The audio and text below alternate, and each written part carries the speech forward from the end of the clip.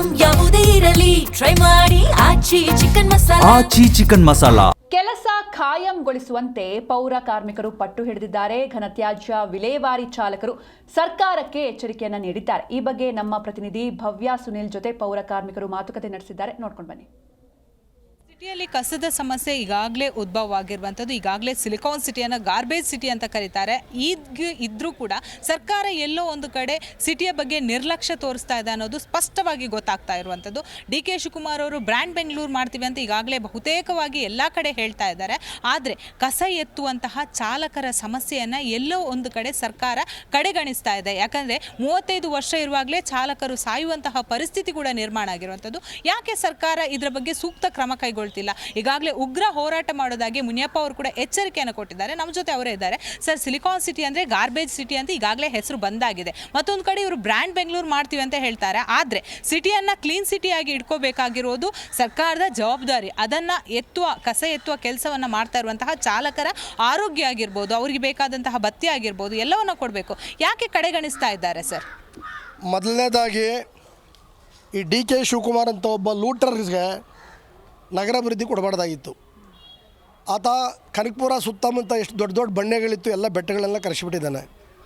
ಅದೇ ಥರ ಹಿಂದೆ ರಾಮಕೃಷ್ಣ ಎಸ್.ಎಂ. ಕೃಷ್ಣ ಸರ್ಕಾರದಲ್ಲಿ ನಗರಾಭಿವೃದ್ಧಿ ಸಚಿವನಾಗಿದ್ದಾಗ ಇಲ್ಲಿ ದೊಡ್ಡ ದೊಡ್ಡ ಮಿಲ್ಗಳು ಯಾವ್ಯಾವಿತ್ತು, ಒಂದು ಮನೋರಮ ಮಿಲ್ ಇರ್ಬೋದು, ಕೃಷ್ಣ ಮಿಲ್ ಇರ್ಬೋದು, ಅಥವಾ ಬೆನ್ನಿ ಮಿಲ್ ಇರ್ಬೋದು, ಇಂಥ ಎಲ್ಲ ಮಿಲ್ಗಳನ್ನು ಕೂಡ ಲೂಟ್ ಮಾಡಿದ್ದು ಈ ಮನುಷ್ಯನೇ. ಇಂಥ ಮನುಷ್ಯನಿಗೆ ಹೋಗಿ ಈ ಮಹಾನಗರ ಪಾಲಿಕೆ ಅಂತ ಏನು ಇವತ್ತು ಗ್ರೇಟರ್ ಬೆಂಗಳೂರು ಅಂತ ಮಾಡಿ ಹೊರಟಿದ್ದಾರೆ, ಅದು ಜವಾಬ್ದಾರಿಯನ್ನು ಕೊಟ್ಟಿದ್ದಾರೆ. ಅವರು ಬ್ರ್ಯಾಂಡ್ ಬೆಂಗಳೂರು ಮಾಡೋ ಉದ್ದೇಶ ಅವ್ರಿಗಿಲ್ಲ.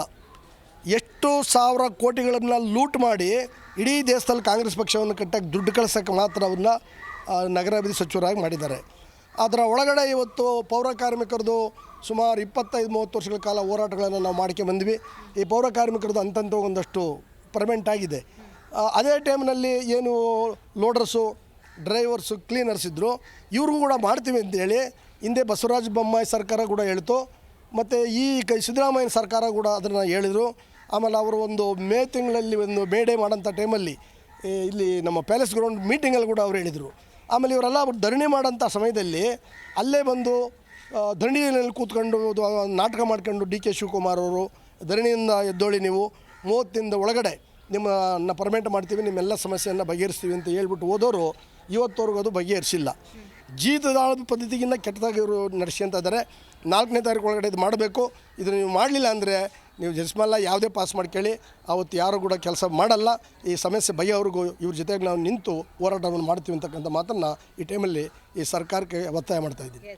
ನೋಡಿದ್ರಲ್ಲ ವೀಕ್ಷಕರೇ, ಒಂದು ವೇಳೆ ಸರ್ಕಾರ ಸೂಕ್ತ ಕ್ರಮವನ್ನು ಕೈಗೊಳ್ಳದಿದ್ದರೆ ಉಗ್ರ ಹೋರಾಟ ಮಾಡೋದಾಗಿ ಎಚ್ಚರಿಕೆಯನ್ನು ಕೂಡ ಕೊಟ್ಟಿರುವಂಥದ್ದು. ನಿಜಕ್ಕೂ ಕೂಡ ಸಿಲಿಕಾನ್ ಸಿಟಿ ಈಗಾಗಲೇ ಗಾರ್ಬೇಜ್ ಸಿಟಿ ಆಗ್ತಾ ಇದೆ. ಎಲ್ಲ ಒಂದು ಕಡೆ ಬ್ರ್ಯಾಂಡ್ ಬೆಂಗಳೂರು ಹೇಳ್ತಾ ಇದ್ದಾರೆ. ಆದರೆ ಎಲ್ಲ ರೋಡ್ಗಳಲ್ಲಿ ಕಸ ಇದೆ, ಅದನ್ನು ಎತ್ತೋರು ಕಸವನ್ನು ಎಲ್ಲ ಕಡೆ ಚಾಲಕರು ಕೈಯಲ್ಲೇ, ಈಗಾಗಲೇ ಸರ್ ಹೇಳಿದಾಗ ಕೈಯಲ್ಲೇ ಎತ್ತಿ ಅದರ ಆರೋಗ್ಯಕ್ಕೆ ಸಮಸ್ಯೆಯನ್ನು ಕೂಡ ಮಾಡ್ತಾ ಇರುವಂಥದ್ದು. ಸೊ ಈಗಾದರೂ ಸರ್ಕಾರ ಎಚ್ಚೆತ್ತುಕೊಂಡು ಸೂಕ್ತ ಕ್ರಮವನ್ನು ಕೈಗೊಳ್ಳಬೇಕು. ಬೆಂಗಳೂರಿಂದ ಕ್ಯಾಮ್ರಾ ಪರ್ಸನ್ ವಿನೋದ್ ಜೊತೆ ಭವ್ಯ ಸುನಿಲ್, ಜಿ ಕನ್ನಡ ನ್ಯೂಸ್.